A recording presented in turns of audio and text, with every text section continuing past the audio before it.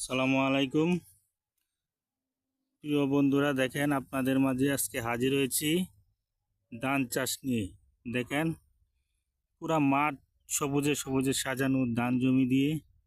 এই দেখেন ধান অনেক সুন্দর হয়েছে, ধানের গুছিগুলা এই দেখেন, এই অনেক সুন্দর দেখা যাচ্ছে।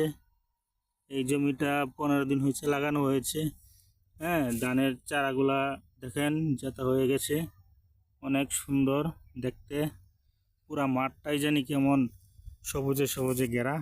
দেখেন আপনাদেরকে দেখাচ্ছি পুরা মাঠখানা। এই দেখেন কৃষকের সোনালী ফসল বৈশাখী ধান। এই ধানটা লাগানো হয়েছে, এই ধানের নাম হয়েছে আপনার কটকতারা ধান। এটা প্রতি 10 শতকে 7 থেকে 8 মণ হয়। দেখেন পুরা মাঠটাই জানি কেমন সবুজ আকার ধারণ করেছে, অনেক সুন্দর দেখা যাচ্ছে মাঠটা। দু চোখ যেদিকে যায় এদিকে শুধু সবুজ আর সবুজ। হ্যাঁ, ধান ক্ষেত আর ধান ক্ষেত।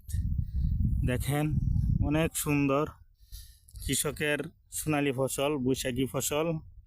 এই ধানের উপরেই ভরসা। হ্যাঁ, অনেক সময় দেখা যায় জ্বরের কবলে পড়ে ধান নষ্ট হয়ে যায়, বৈশাখী ধান।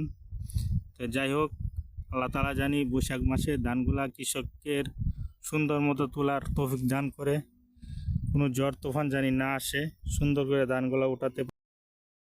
ভালো লাগলে লাইক, কমেন্ট, শেয়ার ও সাবস্ক্রাইব করে দেবেন।